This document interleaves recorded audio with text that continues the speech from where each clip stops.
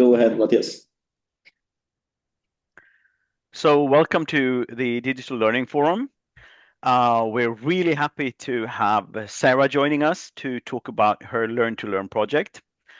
It is an offspring from a bigger, the Hopes and Fears project that Sarah has been running at the University of Oslo, where I don't want to steal your thunder here, Sarah. So just very quickly, but Sarah has been working with our first year students and being interviewing them and asking them all kinds of interesting questions. And Sarah is from the Department of the Faculty of Education in Oslo. So she represents a competency that we are so appreciative of having. And I'm blabbing, so Sarah, please just take over and run with it. Yeah, thank you, Mattias. So that was also kind of the start that I wanted to give this presentation. I want to talk about the Learn to Learn project, but first, I want to introduce how we got to this project in the first place. So 1 year ago, me and Mattias started the Hopes and Fears project. There was a project where we interviewed first-year bachelor students, and the goal was to find out with what initial motives they go into this transition from high school to university. So main themes there were hopes, fears, and motivations that first-year students share. We managed to conduct 17 interviews, and the goal was to interview the same students again after they had passed through 1 year of university education and see if any of these themes of hopes, fears, and motivations have changed, and if so, how they had changed. And especially interesting for us was it if anyone would drop out within this first year period, and to then find out what the reason for this dropout was, or what changed within this year that motivated the dropout. This was because this study's main goal was to combat the high dropout rates that are especially present within first year students in geoscience. So the first year geoscience students have the highest dropout rates, but it's not generally so well studied yet what the reason for this is. So our initial Hopes and Fear project aimed to find out more about that. But then while we conducted these first 17 interviews, we already found out some very interesting themes. And those were that the first year students lacked some basic academic skills. I want to talk a little bit about those findings. So the 17 first year students basically described that in high school, they were taught that they would learn these more complex academic skills like time management, learning strategies, independent problem solving, and teamwork at university level. But when they then entered university, the university expected them to have learned these skills from high school. So there was this gap of expectation where neither institute really gave the students the skills they needed. So during this first year, they felt overwhelmed and like they were given tasks that they were not equipped to deal with. And I just collected some quotes here from different students that I talked with throughout the study. And these are just examples. In nearly every interview, we found examples of all of these issues being present. These were just quotes that were chosen for being especially good at highlighting the issue. Feel free to read them. I'm not gonna read them all out, but I wanna give some more context. So the vast majority of students said they really struggled with their time management and learning skills throughout the whole semester. And this led to them not keeping up with the material that they were meant to study, and then having this huge block of material that they had to dive into right before exams because they had not managed to structure their time well or study the material in smaller chunks throughout the year. Instead, it just kept building up and becoming this huge kind of threatening task that they pushed off until the very end. Another interesting aspect was that student mentioned that they had never worked independently till university. So in high school, they mostly got very concrete exercises or assignments that they just had to follow correctly step by step. And if they did, they would get an A or a very good grade. But in university, this strategy suddenly failed. They got open-ended questions or more complex assignments that they would just have to independently work on by themselves over a long period. And that felt very overwhelming and like a way too big tasks to do by themselves. A similar problem occurred for teamwork and collaboration. Many students had told us that they had never had to work in a team in high school. They might have had to do some group work during class, but they never had group assignments where they really had to depend on each other and resolve bigger problems together.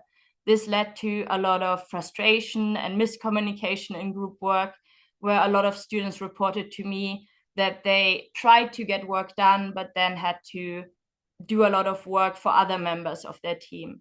So a lot of energy and motivation gets lost during these tasks just because the basic academic skills aren't there. Usually what the students told me, it was not about motivation or interest, it was more about these academic skills lacking, taking up so much time and motivation for them that at the end of the semester they feel very drained and unaccomplished. The last one was also a problem in note-taking.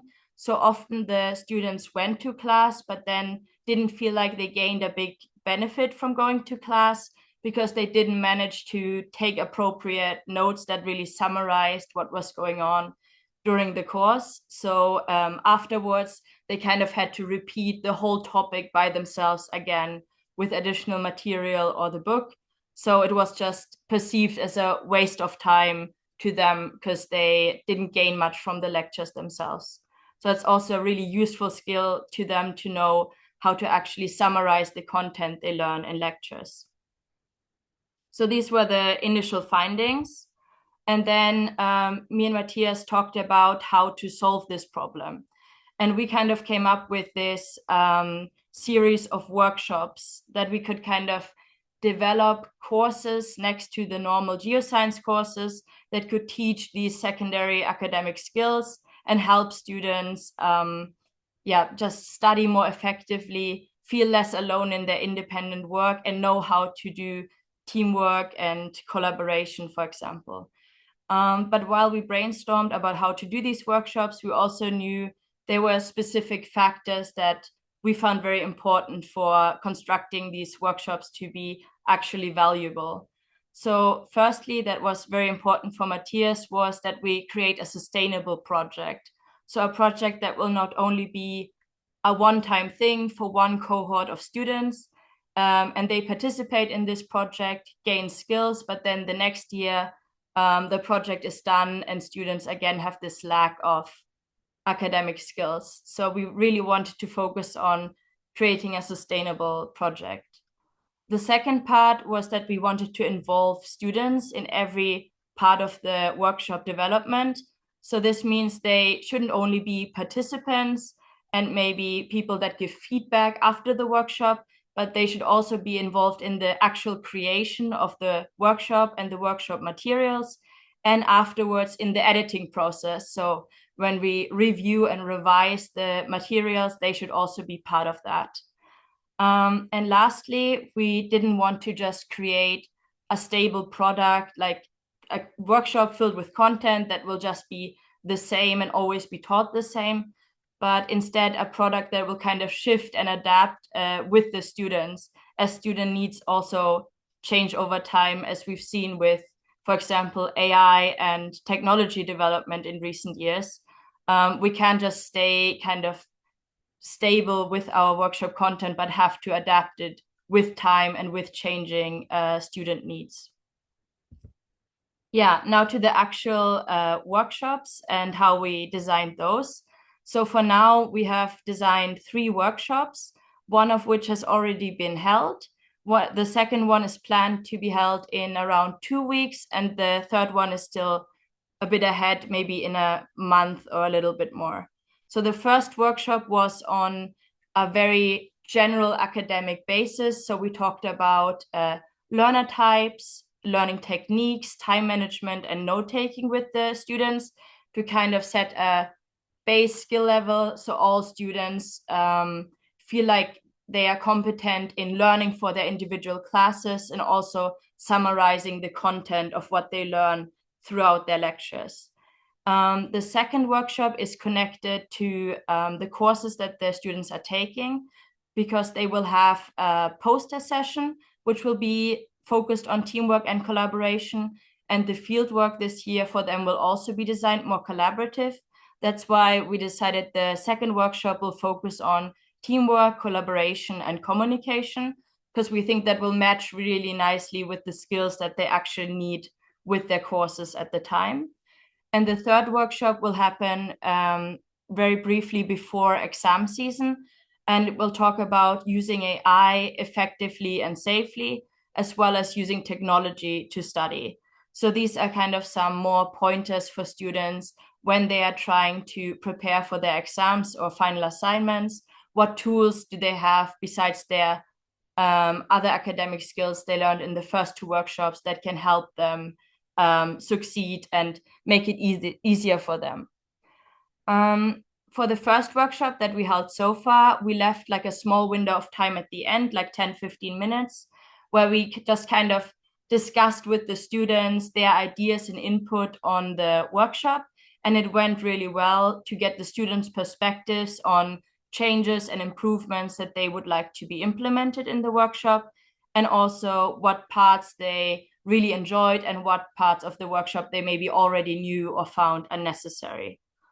And then what we also plan to do for each workshop is, after a little while has passed, we want to send an anonymous questionnaire for this towards the students, where they can again give feedback, but maybe it will be easier to give also critical feedback if it's made anonymous.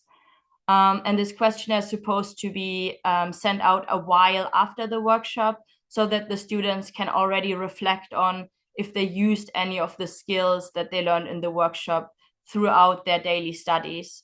So the feedback will also be very useful if they maybe found out that some skills weren't useful or were really useful, or if they'd wished for any additional guidance on other topics. Another really important part of the project that I mentioned briefly before is the sustainable aspect, as well as the student involvement aspect. And we kind of titled that By Students for Students. So we really want to involve students in every part of the project. And after this initial trial phase of the project where I'm still involved, I really want to hand it over to the geoscience students, so that higher level geoscience students that are further in their bachelor or maybe already master students can lead these courses for their first semester students of the same field. Why we also thought this was really important was based on some more findings throughout the students' interviews. So students had voiced to me very regularly that they found it very hard to be vulnerable and open up with their lecturers and professors, because they were afraid of being perceived as dumb or not educated enough, or because they felt the professors wouldn't have enough time to really answer their questions. Meanwhile, they voiced being very comfortable asking questions and opening up to peers and other students.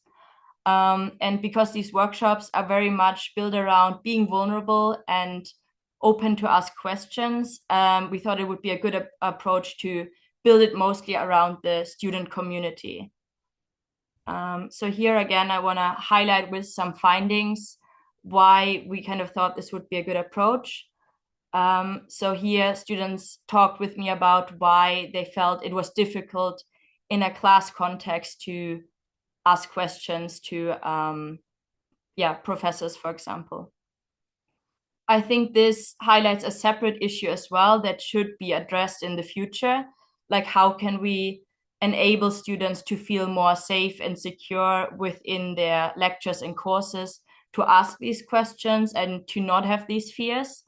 And maybe also what can lecturers do to provide this safe space for students? But for the sake of this study, that would kind of push the boundary. So instead, we took these findings and focused more on how can we make the students feel comfortable and avoid these issues within the workshop. And there it felt like a good move to focus on heavy student involvement instead. So yeah, now I just want to present the opposite findings, how students talked about interacting with their peers instead and asking questions within their study groups. So here you can read some more quotes how students voiced their opinions of asking questions towards their peers instead. And throughout the interviews, the students also told me that they found it a very big benefit of the geoscience community with their peers, that it was so supportive, and that they felt this strong sense of community and supporting each other was one of the biggest benefits of studying geoscience. So in that sense, I also thought it would be best to use this advantage that was overwhelmingly explained to me by all students, that they felt so close and trusting to their classmates, that we can enhance this relationship even more through the workshops and use it to their benefit, that they can help each other, support each other, and educate each other through the workshops. So we've started with this by students for students approach this year. For now, I've taken the lead in developing and holding the workshops, but we are planning to gradually transition to this project being fully taken over by students. So this year, we have 2 teaching assistants, Benjamin and Isaac. Benjamin is also here today in the lecture, and they both work as TAs and have worked as TAs before. And they are also taking pedagogical classes at the same time to enhance these teaching and pedagogical skills. Additionally, we've given them some resources on learning and education, like papers and different presentations that they can work on behind the scenes of each workshop to have the skills and knowledge themselves so they can continue to teach their peers. And as I said, we're making it a gradual transition. So the first presentation that we've had so far, Isaac and Benjamin did one exercise and generally supervised the interaction and communication with the students. And for the next lecture on teamwork and communication, we hope that it can be held 50% by them and 50% by me. And for the final one, we aim for mostly full takeover of them over the course, where I can kind of step back and we can more move into this by students for students setup. And then for future workshops, we hope that the TAs that work on the workshops in that year can train the next teaching assistants so that it will be independent and will not rely on people like me or one specific teacher or professor being focused on the project, but that they can be kind of background support and therefore questions while the students develop the materials and run the workshop. Another really important factor was what effect the workshops will have, because we didn't want the students to just go into the workshops, learn some skills, then leave the workshop and forget about everything they learned again. So we really wanted to also focus on how to make these workshops last long term for the students, how they will remember and implement the skills that they learned within the workshop. And we came up with 3 different ideas how we could support them remembering and actually using their skills. So far, we've developed or started to develop teacher checklists. So these would be small checklists for the teachers and professors that they can have with them throughout a course that they teach, and they can remind students of certain techniques. For example, I've developed a trial checklist for Mattias, and there are things like remind students at the beginning of the session to use the note-taking techniques that we learned in the workshop. Obviously, it would be a lot for a teacher to try to remember themselves all these secondary academic skills besides their teaching content. So we found it a good compromise to have this little cheat sheet or checklist where the teacher can look what skills they should remind students of each lesson. And throughout this repetition, every lesson, we hope that the students will, after a while, start reminding themselves automatically to try different learning techniques or start taking notes with the new skills that they learned. Another thing we tried was that Mattias sends assignments through Canvas or email sometimes. And when he does that, he also attaches little reminders of what skills could be well used for this homework or for this assignment. So for example, throughout the workshop, we talked about involving different senses when learning. So trying to visualize certain course contents by drawing little images or illustrations, for example. And then Mattias would send in a homework or an assignment and encourage the students to use the illustration technique with this homework to help them remember the content. And that's again like a little active push for the students to try to implement the new skills they learned. And lastly, this is obviously the most work out of these three techniques, was adapting course content to these workshops. So for example, we have adapted some exercises within the fieldwork to include more teamwork than in previous years, so that the skills from the teamwork and communication workshop can be used to the maximum already, because right after the workshop, the students will be kind of forced to teamwork in the field. So they immediately have to actively use these skills and put them into action. And we hope in this way it can really, become just kind of automated in their brain. So all these three techniques are meant to help. So it's not just a one-off course, but instead is implemented throughout the entire semester. Yeah, so briefly, as a last thing, I wanted to talk about where this could lead in the future, this workshop. So we have before brainstormed with some other members of the department about creating teacher workshops, especially the third workshop about using AI and technology to teach and study was of some interest for some teachers, because obviously we don't want there to be a disparity between the students and the teachers. When we teach the students certain skills, they should also be present within the teaching staff.